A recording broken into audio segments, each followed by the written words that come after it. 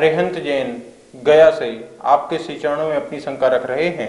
क्या मुनिराज को प्लास्टिक का कमंडल भेंट कर सकते हैं क्या? कृपया समाधान करें। मुनिराज के लिए जो उपकरण ऐसा दिया जाए जिस उपकरण के माध्यम से उनको किसी प्रकार से परेशानी ना हो। यदि आप सोने का कमंडल दे दें, चांदी का कमंडल दे दें, तो भी उनको बहुत विकल्प हो सकता है। कांच का यदि कमंडल बना के दे दें तो टूटने का विकल्प होगा। और यदि अपन प्लास्टिक का जो है उपकरण कमंडल बना के देते हैं तो प्लास्टिक में जो रासायनिक परिवर्तन होता है जिसके कारण अनेक प्रकार की इन्फेक्शन आदि भी हो सकते हैं। तो प्लास्टिक में रखा हुआ पानी वह उनके लिए कहीं रोग आदि का कारण ना बन जाए, इसलिए प्लास्टिक का कमंडल भी उतना जो है शुद्ध नहीं है। काष्ठ का, लकड़ी का जो वनस्पति से नेचुरल नैसर्गिक रूप से बना हुआ है, ऐसे कमंडल जो हैं वो प्रगति जो है हमारे स्वास्थ्य के लिए भी लाभदायक बनती है। इस प्रकार का कमंडल हमें साधु आदि को भेंट करना चाहिए और उसी कमंडल से मुनिराज का जो है शुद्धि बनी रहती है। लकड़ी एक ऐसी वस्तु होती है जो हमेशा ही शुद्ध है। वह जैसे चांदी सोना आदि है तो वो भी शुद्ध है, लेकिन वो विकल्प के कारण है। इसी प्रकार जो लकड़ी है वो लकड़ी भी क्या होती है, शुद्ध होती है। आप लकड़ी से लकड़ी टच कर लो, कोई अशुद्ध व्यक्ति हो, उस तरफ शुद्ध व्यक्ति हो, दोनों पकड़ लें तो वो जो अशुद्ध है वाला जो व्यक्ति है वह शुद्ध वाले व्यक्ति के कारण शुद्ध नहीं हो जाएगा और शुद्ध वाला व्यक्ति भी अशुद्ध नहीं हो जाएगा, दोनों वैसे ही रहेंगे। ठीक है ना। तो इस प्रकार से लकड़ी को बहुत शुद्ध बोला गया है, इसलिए वो लकड़ी का जो काष्ठ का, वनस्पति का नैसर्गिक बना कमंडल ही भेंट करना चाहिए। नवीन कुमार जैन बाहुबली एंक्लेव से, जो कि बाहुबली एंक्लेव के प्रधान हैं, वो आपके श्री चरणों में अपनी शंका रख रहे हैं कि हे गुरुदेव, अभी अष्टांगिका पर्व आने वाली है तो सभी जगह सिद्ध चक्र महामंडल विधान होते हैं, तो क्या सिद्ध चक्र महामंडल विधान सिर्फ अष्टांगिका में ही कराए जाते हैं या फिर आगे पीछे भी करा सकते हैं? कृपया समाधान करें गुरुदेव।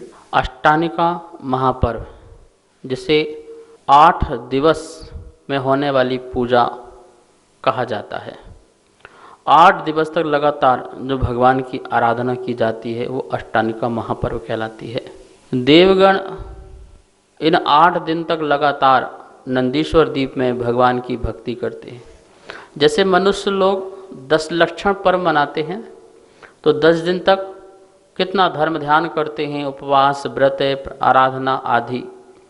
इसी प्रकार से देवों में ये 8 दिन हमारे 10 लक्षण पर्व जैसे ही समझ लीजिए। वो देवगण नंदीश्वर द्वीप पर्व में जाकर के, पर्वतों में जाकर के वहाँ पर बने आकृतिम जो चित्यालय हैं चारों दिशाओं में, वह 24 घंटे अहरनिश भगवान की पूजा करते हैं, आराधना करते हैं, भक्ति करते हैं।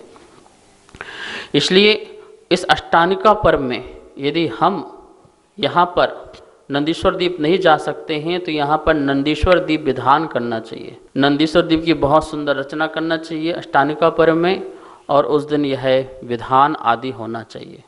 सिद्ध चक्र विधान ही होता है उस दिन, ऐसा नहीं है। वैसे तो नंदीश्वर द्वीप विधान हो, लेकिन फिर भी नंदीश्वर द्वीप विधान में भी वहाँ आकृतिम चित्यालयों में सिद्ध भगवान की प्रतिमाएं मौजूद होती हैं, स्थापित होती हैं। तो हम इस प्रतीक स्वरूप यहाँ पर सिद्ध भगवान की आराधना 8 दिन तक लगातार कर सकते हैं। और वो अष्टांगिका महापर्व में ही सिद्ध चक्र विधान होता है ये भी नहीं। आप जब भावना बने, जैसा समय मिले, जैसा आपकी व्यवस्था हो सके, उसके अकॉर्डिंग भी आप कभी भी सिद्ध चक्र महामंडल विधान कर सकते हैं। दिनेश कुमार जैन भिलाई छत्तीसगढ़ से आपके श्री चरणों में अपनी शंका रख रहे हैं। हे गुरुदेव, मैं शूद्र जल त्याग करना चाहता हूँ, तो उसके लिए मुझे क्या क्या नियम पालन करने होंगे? कृपया समाधान करें गुरुदेव। शूद्र जल का मतलब है किसी सेवक के द्वारा से हमें जल आदि ग्रहण नहीं करना।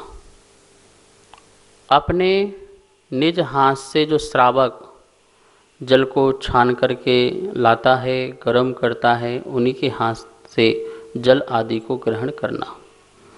देखो, जिस श्रावक को आहार दान देना है और किन्हीं मुनिराज का यह नियम है, तो उनके लिए आपके लिए बिसलसली का, बाहर का पानी का त्याग करना पड़ेगा।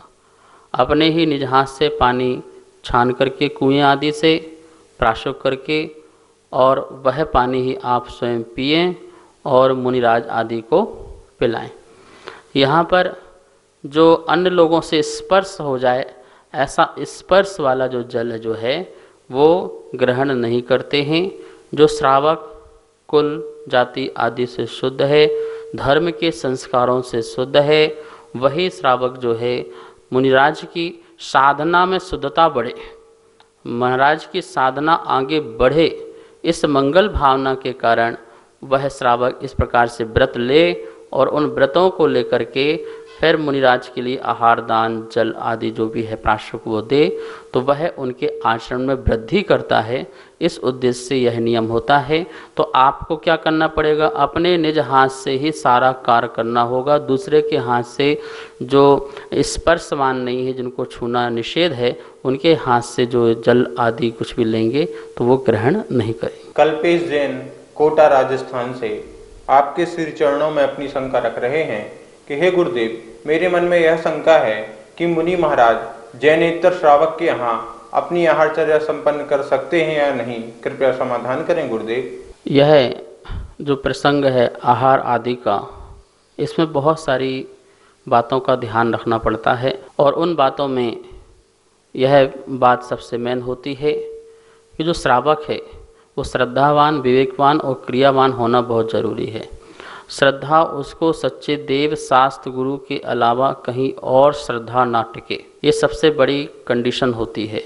वो सच्चे परमात्मा को, सच्चे गुरु को और सच्चे शास्त्र को मानने वाला होना चाहिए, श्रद्धावान होना चाहिए, विवेकवान, उसके पास बहुत विवेक होना चाहिए, और उसके बाद क्रियावान, समस्त क्रियाओं को करने वाला होना चाहिए और क्रियाओं में भी आचरण का पालन करने वाला होना चाहिए।